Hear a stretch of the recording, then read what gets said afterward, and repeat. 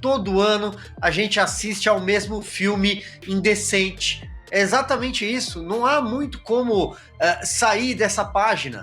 É indecente, é um escárnio. Ministros do Supremo Tribunal Federal não deveriam se reunir com empresários que têm interesses em processos que tramitam no Supremo Tribunal Federal.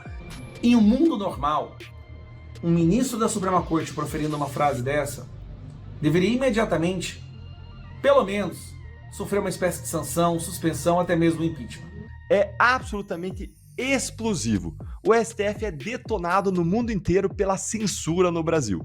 Sejam bem-vindos, o meu nome é Bruno, deixe o seu like e inscreva-se no canal.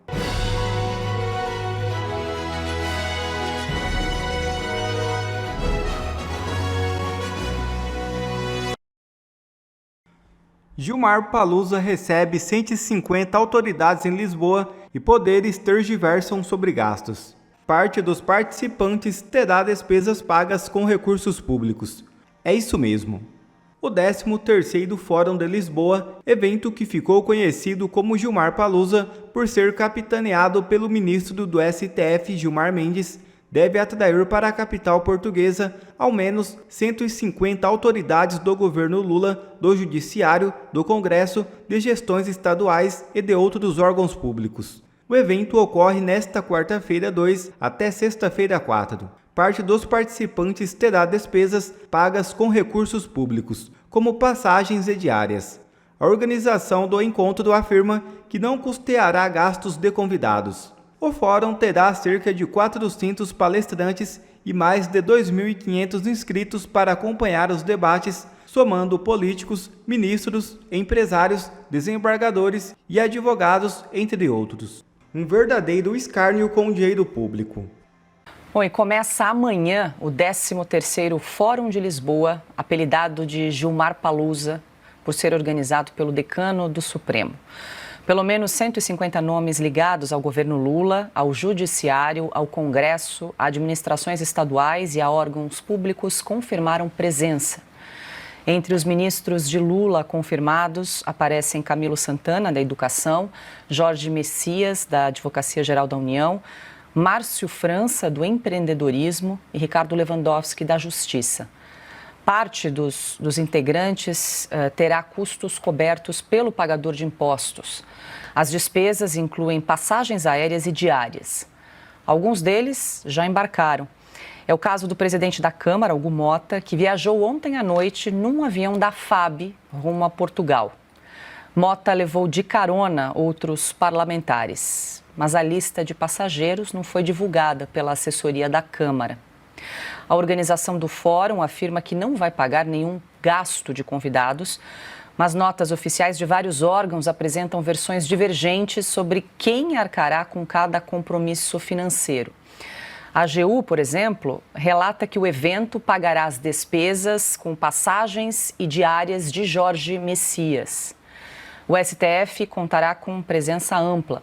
Além do líder da iniciativa, Gilmar Mendes, constam na lista Luiz Roberto Barroso, Alexandre de Moraes, André Mendonça e também Flávio Dino, Silvio Navarro. A partir de amanhã, Lisboa, então, será a sede do Gilmar Paluza. Cerca aí de 150 autoridades brasileiras devem se deslocar à capital portuguesa entre os dias 2 e 4 de julho. Esse ano, o tema do evento, do simpósio, vai ser o Mundo em Transformação, Direito, Democracia e Sustentabilidade na Era Inteligente. Esse é o tema deste ano em Lisboa, Silvio.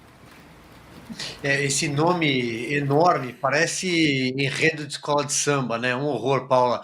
Agora, esse evento é um escárnio, é um absurdo, e o problema é que acontece todo ano.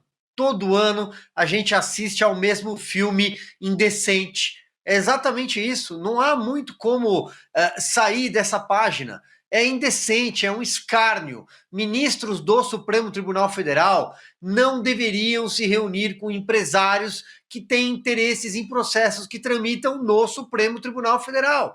Presidente da Câmara dos Deputados, senadores, parlamentares, ministros de Estado não deveriam se reunir com a iniciativa privada. Aliás, eles não deveriam decidir nada na escuridão. Eles deveriam conversar no Brasil. E eu sempre que ouço Gilmar Palusa em Lisboa, eu fico pensando, por que não pode ser no Brasil? O Brasil tem ampla rede hoteleira, não tem para fazer perdoe aqui, mas a porcaria da COP30 no Pará não pode acontecer? A Conferência do Clima em Belém? Por que não pode ser lá, então? Aproveita e faz todos os eventos lá. Assim, você otimiza tudo que está sendo gasto na COP, por exemplo. É um absurdo. Então, Paula, a gente sempre vai se escandalizar, porque nós não perdemos isso e não perderemos, mas infelizmente a classe política, uma parte da imprensa tradicional, o Ministério Público, ninguém se escandaliza. Eu fico imaginando o que o Camilo Santana vai falar sobre educação num evento como esse. Ele é o pior ministro da educação desde o Fernando Haddad. Ninguém foi tão ruim. Talvez o Tarso Genro, não sei, mas não me recordo.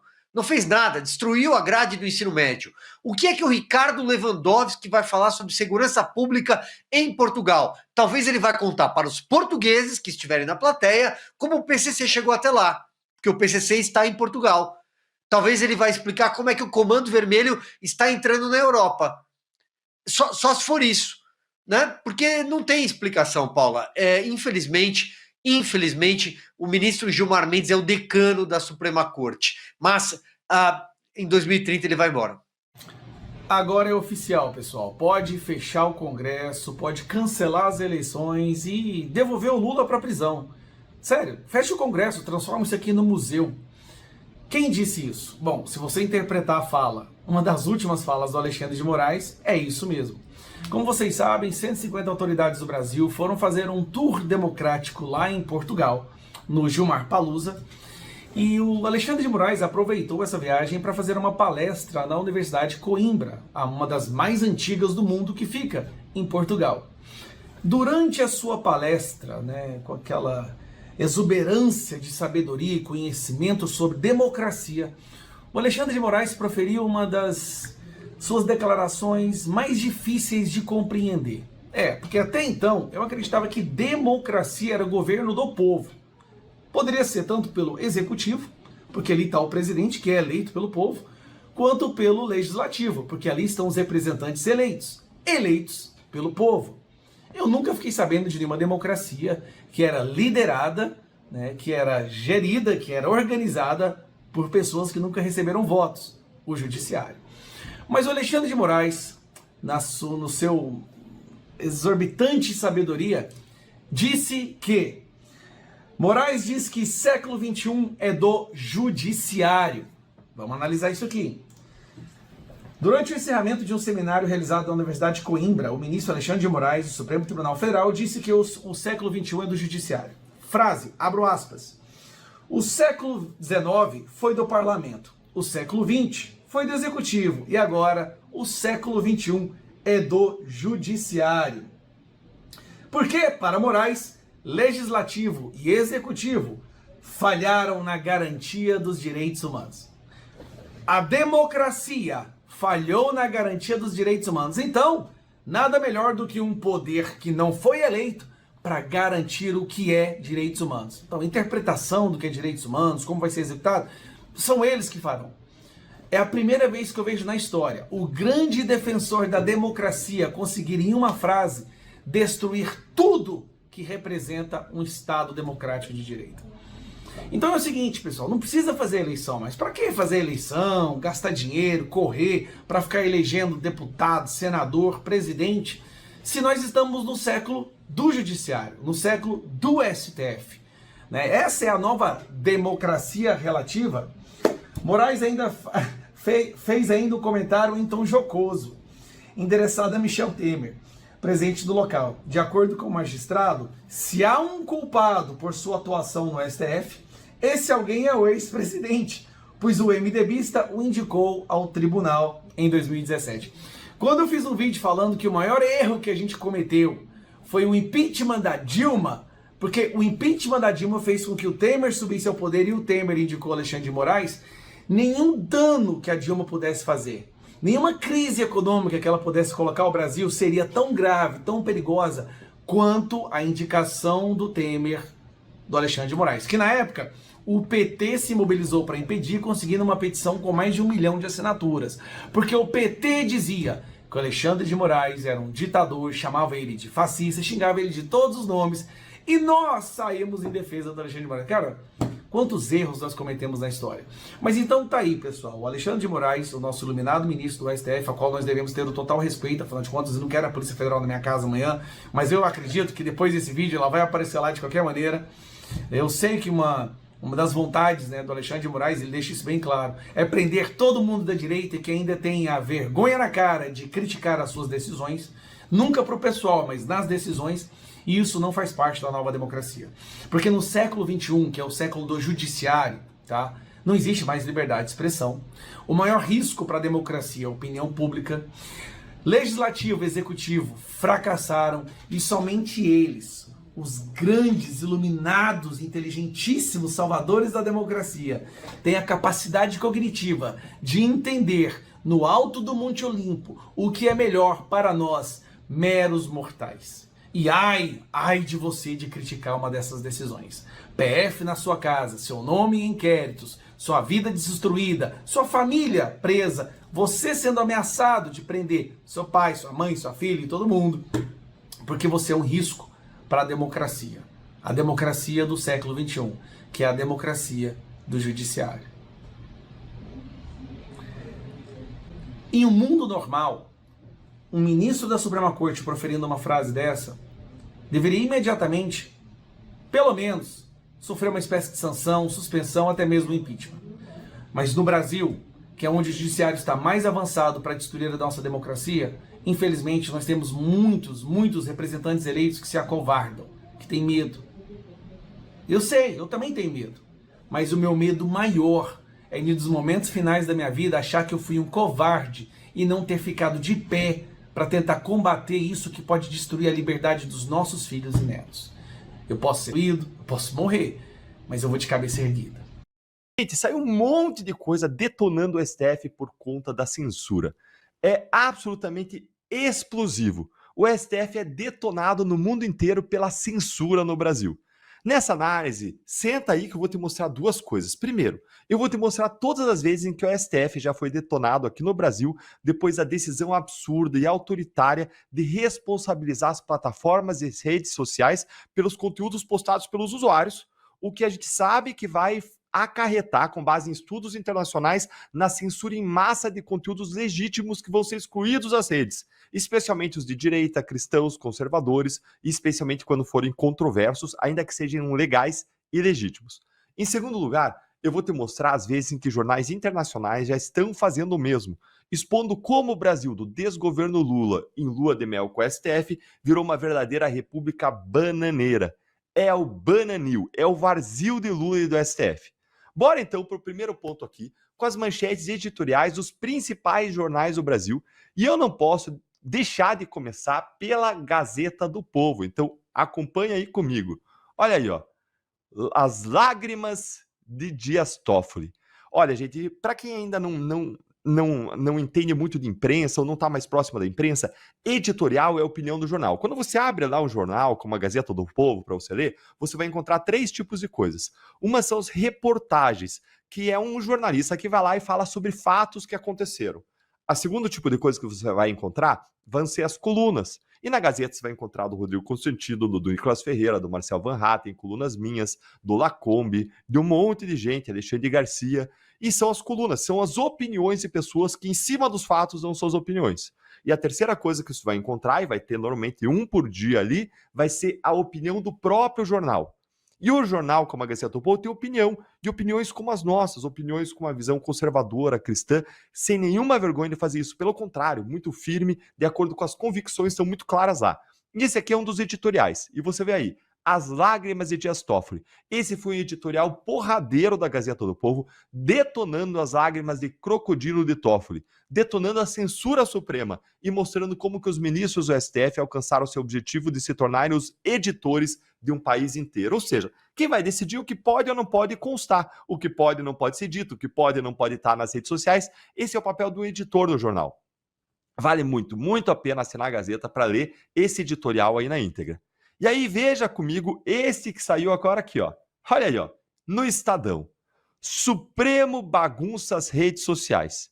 Isso foi o que disse aí, em resumo, o editorial do Estadão, afirmando que o STF desfigurou o marco civil da internet, criou um sistema autoritário e nebuloso e alimentou a insegurança jurídica no Brasil.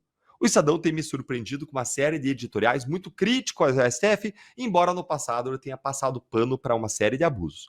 Bora agora para o próximo editorial aqui, ó. E senta para... Você não vai acreditar nesse aqui, ó. Vai ter que sentar para você não cair da cadeira quando você vê de quem que é esse próximo editorial. Olha aí, gente. STF incentiva tumulto e censura ao legislar sobre a internet. Gente, senta aí que esse editorial é da Folha de São Paulo, da Folha, opinião da Folha, que também não deixa pedra sobre pedra e diz que a decisão do Supremo é vaga e fragiliza a liberdade de expressão. Olha, gente, eu tô achando aqui que o STF está conseguindo alcançar uma quase unanimidade no Brasil. Unanimidade! Já, você não quis ser uma pessoa unânime? Só que essa do STF é uma unanimidade de sinal invertido. É quase que uma unanimidade contra o STF. O único grande veículo que ficou a favor do Supremo foi, adivinhe? O Globo. Finge a surpresa. E agora vamos direto para os editoriais e matérias no exterior para ver como que a imprensa estrangeira avaliou a decisão do STF de instalar um regime oficial de censura no Brasil. Tá preparado? Bora lá aqui para o primeiro. Aí, ó. Brazil Supreme Court rules digital platforms are liable for users' posts. Ou seja, o Supremo Tribunal Federal decide que plataformas digitais são responsáveis pelas postagens de usuários. Isso foi o que disse, gente, o Financial Times, um jornal aí britânico, ressaltando como que essa decisão corre o risco de atiçar tensões entre o Brasil e os Estados Unidos e Donald Trump, que está lutando em favor da liberdade de expressão em todo o mundo. Bora agora atravessar o Canal da Mancha, saindo da Inglaterra e bora aqui para a França. Olha aí, ó. Brazil Supreme Court makes social media directly liable for illegal content. Ou seja, Supremo Tribunal Federal responsabiliza redes sociais por conteúdo ilegal. Nessa publicação aí, o jornal Le Monde, junto com a agência France Presse, eles classificaram o julgamento como um processo inédito na América Latina e alertaram que a decisão pode aumentar a tensão entre a STF e os gigantes de tecnologia. O Le Monde, que é um dos maiores jornais da França, escreveu que o Brasil tá aqui embaixo, aqui, ó, tá por aí. O Brasil foi mais longe do que qualquer outro país latino-americano na repressão de publicações questionáveis ou ilegais nas redes sociais. Aqui, ó. O Brasil foi mais longe do que qualquer outro país latino-americano em derrubar aí posts das redes sociais considerados ilegais ou questionáveis. O Le Monde, gente, ele lembrou ainda que um juiz do Supremo chegou a tirar do X, todo o X, toda a plataforma X, o ex-Twitter do ar, por 40 dias no ano passado por causa de desinformação. Foi o que colocou aí o Le Monde, que foi aí colocado também, foi descrito numa matéria da Gazeta do Povo que trouxe essa informação. Mas essa publicação do Le Monde ainda destacou que a decisão do STF torna as plataformas de mídia social responsáveis por conteúdos de terceiros que são considerados ilegais, mesmo sem ordem judicial. Ou seja, a gente está tornando a Meta, o YouTube, está tornando o X os juízes do Brasil. Eles que vão julgar o que você pode e o que não pode falar, só que debaixo de alguém que pode multar eles caso eles não tirem tudo que é devido. Ou seja, eles vão tirar rodo para eles não serem multados. Bora então atravessar agora o Atlântico e vamos rumo a Nova York, para o outro lado aí do Oceano Atlântico. Dá uma olhadinha no que esta agência aí, a Associated Press, disse. Ela disse, a partir de Nova York, Supremo Tribunal Federal abre caminho para responsabilizar empresas de mídia social pelo conteúdo do usuário. Isso aí é o que disse a Associated Press, que é uma das maiores agências de notícias do mundo, destacando que, dá uma olhadinha aqui, destaquei para vocês, destacando que o caso abalou a relação entre a nação sul-americana, o Brasil, e o governo dos Estados Unidos. Críticos expressaram preocupação de que a medida possa ameaçar a liberdade de expressão se as plataformas removerem preventivamente conteúdo que possa ser problemático. É evidente que é isso que vai acontecer. E vamos agora voltar, a gente atravessou o Atlântico, foi para os Estados Unidos, vamos voltar agora para Paris, para um jornal que foi fundado em 1826, é um dos mais antigos e importantes da França. Bora aí, ó, o que ele diz? Ó? Brasil, deixa eu ver se eu traduzo para vocês pelo Google. Aí, ó, Brasil, STF aperta a regulamentação das redes sociais. Isso foi o que disse aí o Le Figaro, dizendo como agora as redes sociais vão ter que remover conteúdo imediatamente sem esperar a adesão de um juiz. Vamos para o resumo da ópera, gente. O que isso quer dizer? O Brasil, mais uma vez, vira notícia internacional por tudo que não presta. E dessa vez é por ter se tornado um país exemplo ruim. Um exemplo naquilo que torna famosas ditaduras como Coreia do Norte, China, Venezuela e Cuba. Nós importamos aquilo que tem de pior nos piores países do mundo. O Brasil se torna um exemplo a não ser seguido. Um exemplo por silenciar e amordaçar os seus próprios cidadãos. O STF humilhou o Brasil no mundo e nos rebaixou à vala comum das piores ditaduras do planeta. Pobre Brasil.